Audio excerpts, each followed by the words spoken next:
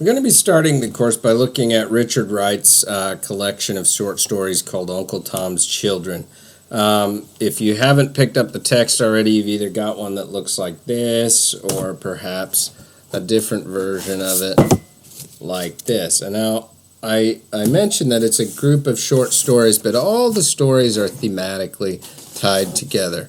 You're going to be looking at four of them, the first four of these, and we'll be getting into the analysis of them later next week. But I want to give you an introduction to Richard Wright himself and also the time and concepts about which he's inserting himself into the literary world.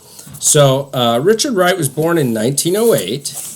He was born in Mississippi, grew up in the South, moved to Tennessee, Arkansas, and then eventually to Chicago and in Paris. And then he died in 1960.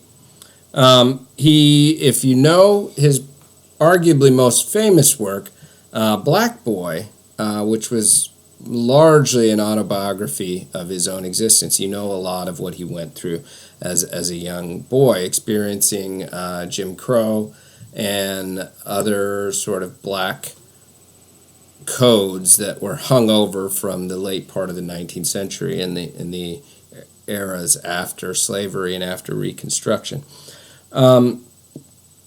This book, Uncle Tom's Children, was published in 1938, and 2 years later he published Native Son, which was fiction and probably his most well-known work.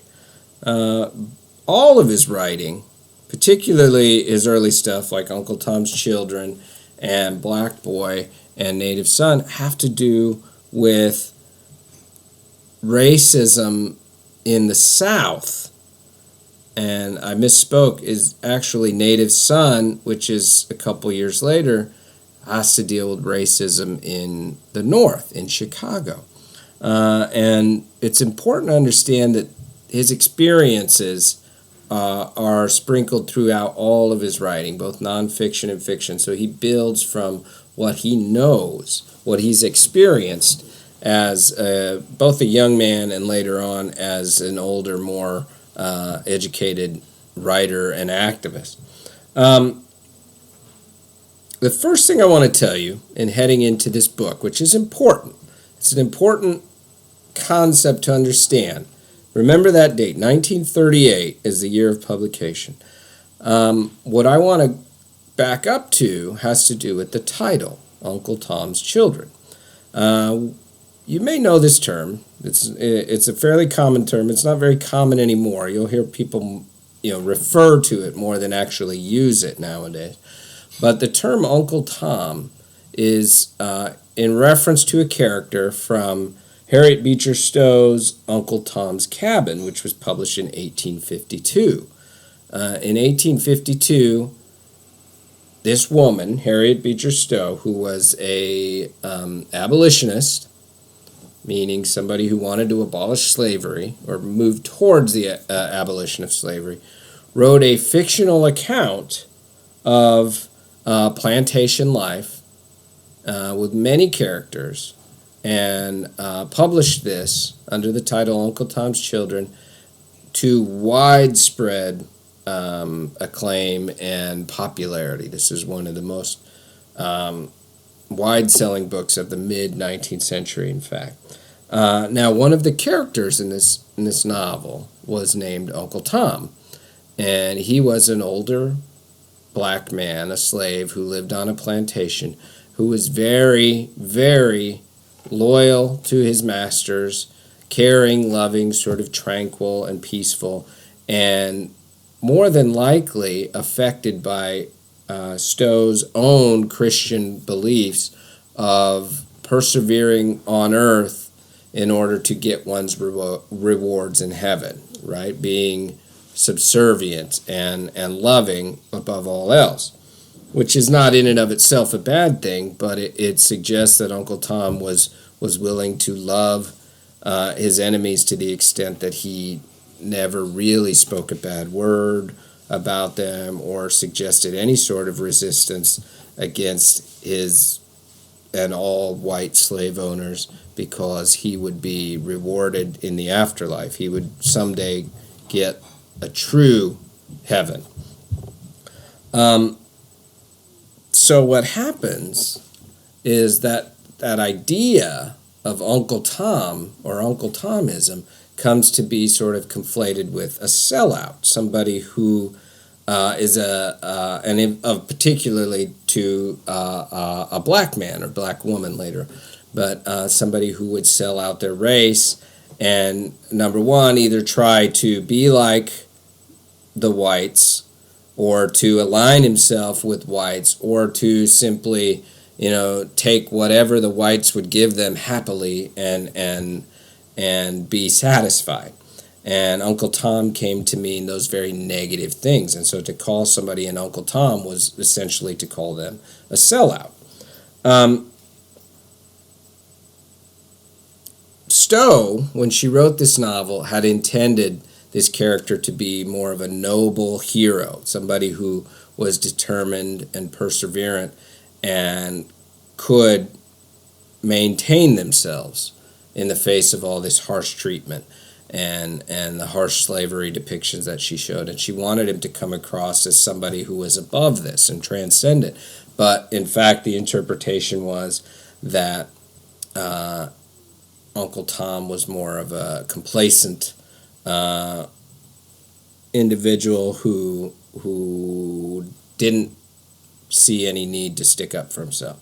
Now, if you open the book, whichever version of the book you have, early on, depending on what version you have, you're going to see, let's see where it is in this book. You've got an introduction here. Okay, right before the ethics of living Jim Crow, sorry if you can't see this, but there's an inscription page, and it's just small on the page here. Let's see if you can see that. Okay, and this is Richard Wright's words. The post-Civil War household word among Negroes, "He's an Uncle Tom," which denoted reluctant toleration for the cringing type who knew his place before white folk, has been supplanted by a new word from another generation, which says, Uncle Tom is dead. And that's how he opens this book. Okay, so he makes reference to that selling out characterization and says, for our generation, remember he's publishing this in the 30s, writing in the 30s, published in 1938. For our generation, that idea of selling out, of loving supplication, is dead. Uncle Tom is dead. So right away, you should be keyed into this idea that this generation of African Americans is moving beyond that into something that is much more resistant and much more active, and not sitting back and wanting to push forward and get some justice and reward here on this earth.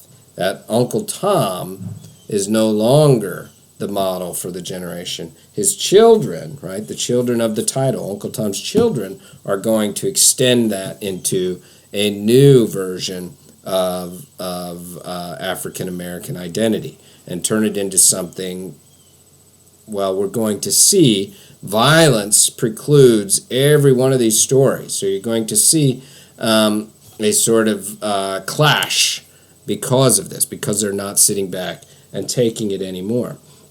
Then he goes into this autobiographical sketch. It's called The Ethics of Living Jim Crow, which is sort of his introduction into saying, this is how I learned my place, right? And we're going to see throughout all of these stories that education, and not formal education within a school, but education is a theme.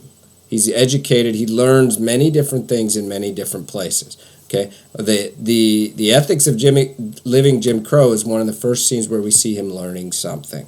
Okay, and Jim Crow, just for a historical reference, Jim Crow was a sort of shorthand for the way that legal segregation was inflicted throughout the United States. And it's an era that was largely between 1876 and 1965, and it bled over even after that into sort of social acceptance and cultural acceptance. Segregation, right? Separating, whatever name you want to put it under, separate but equal. All of that is conveyed when you say the Jim Crow era, right? Segregation and certain sort of social norms, that are irrational, but at the time they were really, really enforced, particularly in the South where Richard Wright grew up.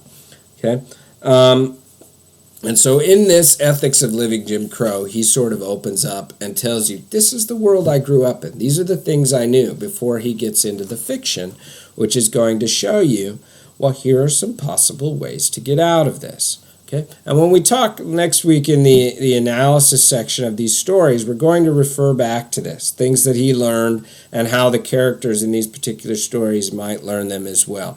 One last thing on Richard Wright that's important to know. It may or may not help your understanding of the book, but Richard Wright, during the early to mid part of his life, was influenced and very much affected by the Communist Party in the United States. And this is true of lots of different racial minorities during this time, largely because, yes, the Communist Party was devoted to problems of the working class and unionizing among labor groups, but they also had at their heart concerns with racial inequalities.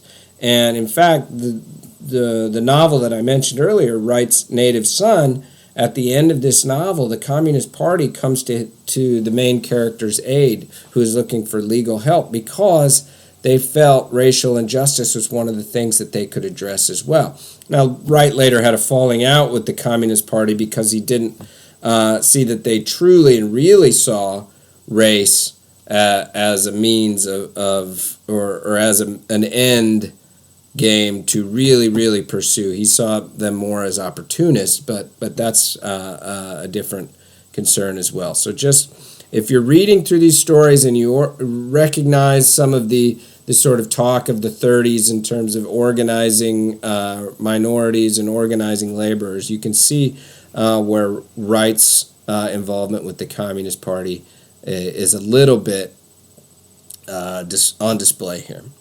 Okay, I'll see you again for the analysis section next week. Thank you.